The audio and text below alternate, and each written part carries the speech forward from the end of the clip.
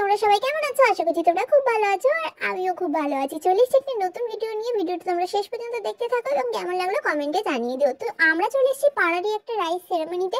তো সবাই মিলে চলে এসেছি। এখানে আছে সার্থকের অন্নপ্রাশন। সার্থককে আমি কোনোদিন দেখিনি, তো প্রথমেই সার্থকের সাথে দেখা করতে যাব এবং এদের বাড়িতে ঢুকে যেটা না বললেই নয়, প্রথমেই একটা রাধা গোবিন্দের মন্দির আছে, খুব সুন্দর রাধা গোবিন্দের একটা মূর্তি আছে। তো ভগবানকে প্রণাম করে আমরা চলে গেছি খাওয়ার ওখানে। যেহেতু আমরা এখানে এসেছি 3টে বাজে, প্রায় 3টে বাজে। তো যেমন আমার বাড়িতে ইঁদুরগুলো এদিক থেকে ওদিক ছোটে, এদিক থেকে ওদিক ছোটে, তেমনই আমার আর সোনামায়ের পেটে, যেহেতু ও বাচ্চা মানুষ, ওর পেটে আরোই ছোটাছুটি শুরু করে দিয়েছিল। তো এত ভিড় ছিল এখানে, এত গরম হচ্ছিল, ঘাম ঝরে যাচ্ছিল। সোনামা বলছে যে আমার কপাল থেকে ঘাম ঝরছে। তো আমরা তো এখনো ভাবছিলাম যে সিট বোধহয় পাওয়া যাবে না, কিন্তু ভাগ্যের ক্রমে আমরা সিট পেয়ে গেছি, এখন বসেও পড়েছি।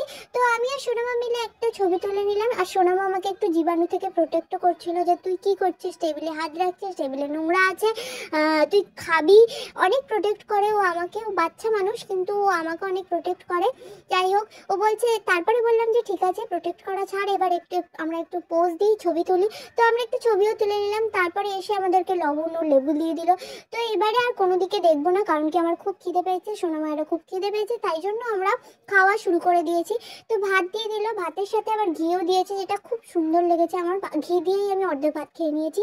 যাই হোক, তো একটা জিনিস এখানে খুবই মজার ঘটনা ঘটেছে, যে একটা ফিশ ফ্রাই দিয়েছিল, যেটা আমি সোনামায়ের একটুখানি পড়েছিল, যেটাও আমি ভেবেছিলাম যে ও বোধহয় খাবে না, আমি ওর পাত থেকে তুলে খেয়ে নিয়েছিলাম। তো সেটাই সোনামা বলছে, আমার ভাজা ভাজাটা কোথায় গেল? আমি বললাম যে আমি খেয়ে নিয়েছি ভাজা ভাজাটা।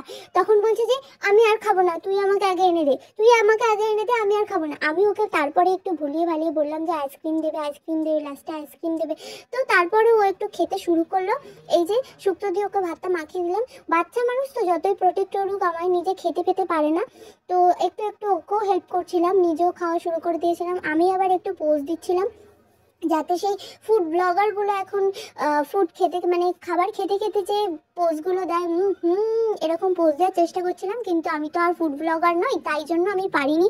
তো আমি আর সোনামা আবার একটু গান চলছিল পেছন দিক থেকে, নিচেও নিচ্ছিলাম, নিচে নিচে খাচ্ছিলাম, বেশ ভালোই লাগছিল। চাটনি পাঁপড়। সোনামা আবার বলছে যে আমি মিষ্টি খাবো না, তোকে আমাকে মিষ্টিটা তুলে দিয়ে ও আমার ভাত থেকে লেবুটা তুলে নিল। তো ও আবার লেবু খেতে ভালোবাসে, মানে খাওয়ার পরে ও লেবু খাবে। তো তারপর ওকে আবার আমি একটু হেল্প করে দিলাম, লেবুটাও খেতে পারছিল না, তো আমি আবার ওকে একটু লেবু খাইয়ে দিচ্ছিলাম। ও হেভি লেগেছে, হেভি লেগেছে। তো আমরা দুজনে মিলে খুবই মজা করলাম। আমরা দুজনে মিলে কেন, আমরা সবাই মিলে খুব মজা করলাম। তারপরে এবার খাওয়া দাওয়ার পালা মিটে যেতে আমরা আইসক্রিমগুলোকে হাতে নিয়ে চলে যাচ্ছি বাড়িতে। আর তোমরা যে ভিডিওটা দেখলে তার জন্য অসংখ্য অসংখ্য অসংখ্য ধন্যবাদ। আর কেমন লাগলো ভিডিওটা কমেন্টে জানিয়ে দিও। টাটা।